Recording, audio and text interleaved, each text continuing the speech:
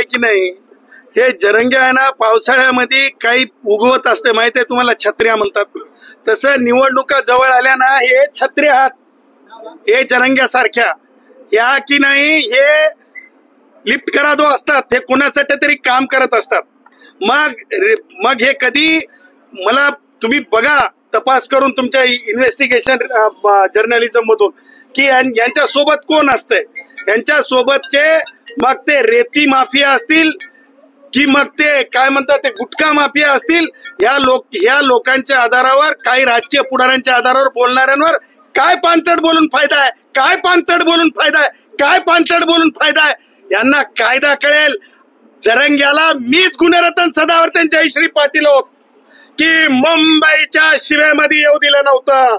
आता परत त्यानं चुळबुळ चुळबुळ वळवळ वळवळ चुळबुळ चुळबुळ वळवळ वळवळ करायला लागलाय. कारण त्याला माहिती आहे की निवडणुका तोंडावर आहेत. निवडणुका तोंडावर असताना तुम्हाला सांगतो कायदेशीर मुसक्या बांधल्या जातील. वाळून माफिया आता होऊ शकणार नाहीत.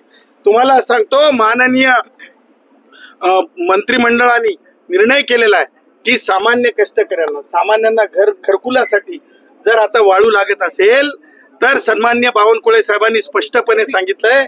आणि आता या वाळू माफियांना घाबरायची गरज नाही. घरपोच आपल्याला शासनाच्या वतीने त्याची जी काही पावती असते वाळूची ती सामान्य कष्टकऱ्यांसाठी, सामान्य लोकांसाठी मिळणार आहे. त्याच्यामुळं जरंग्या सारखे एलिमेंट मला असं वाटतंय की भविष्यामध्ये फार काळ काही वैचारिक दृष्ट्या टिकणारे नाहीत. हे की नाही कुणाच्या तरी कुबड्या आहेत, राजकीय कुबड्या आहेत, कुणाच्या तरी राजकीय कुबड्या आहेत. त्यामुळे मला असं वाटतं की यांच्यावर बोलणं म्हणजे पानचटपणा आहे. अहो त्याचा मोर्चा निघणार आहे का? ते तुम्ही पत्रकार दाखवता मग त्या दवाखान्यात जाऊन बसते, मग ते परत दवाखान्यातून बाहेर येत आहे, परत त्याची काहीतरी चुळबुळ चुळबुळ चुळबुळ वळवळ वळवळ वळवळ सुरू होते. ही वळवळ आणि चुळबुळ जी आहे ना, मी तुम्हाला सांगितल्याप्रमाणे ही फक्त की नाही काय म्हणजे काय भपकमबाजी आहे. भपकमबाजीच्या पुढं काही सुद्धा नाही. हे मी तुम्हाला डंके की चोट पे सांगतो. तो काही मोर्चावरच्या काही काढणार नाही, तो काही काढू शकत नाही.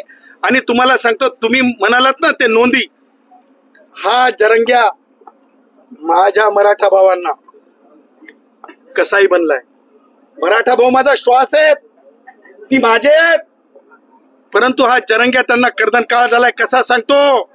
हा जरंग्यामुळं माझ्या मराठा भावांना जे 8.5% जवळ जे EWS मध्ये जे IAS म्हणजे जे काही अधिकारी व्हायचे स्टेट मधले आणि केंद्रातले, ते अधिकारी आज होऊ शकलेले नाहीत.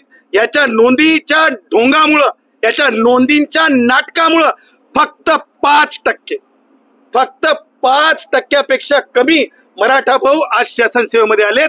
मला सांगा, जरंग्यामुळे नुकसान झालंय की जरंग्यामुळे फायदा झालाय? आणि मला परत सरकारला विनंती करायची आहे, दिलेलं 10% आरक्षण न्यायालयाच्या निर्णयाच्या आधी वापस घ्यावं. कारण आता येणाऱ्या काळामध्ये माननीय सर्वोच्च न्यायालयाने सांगितलेलं आहे की तातडीने जयश्री पाटीलच्या केसमध्ये सुनवाई व्हावी. त्याच्यामुळं जे राजकीय आरक्षण जे होतं, राजकीय आरक्षण ज्या पद्धतीने राजकारण करण्याचा प्रयत्न, मग इथले काय नाव ते आपले माजी मंत्री राजेश असेल किंवा राष्ट्रवादी काँग्रेसचे विरुद्ध पुढारी शरद पवार असतील किंवा उद्धव असेल, या सगळ्यांनी मिळून जे बागुल बुवा तयार केल्यासारखा एक बुवा तयार केलेला होता, जरंगे बुवा. हे जरंगे बुवा आता मला असं वाटतंय कि फार काळ काय वैचारिक दृष्ट्या महाराष्ट्र स्वीकारणार नाही. CEN न्यूज, देश प्रदेश की ताजा तरीन खबरों के लिए CEN न्यूज को सब्सक्राइब करें और रहें पल पल की खबर से हर पल बाखबर.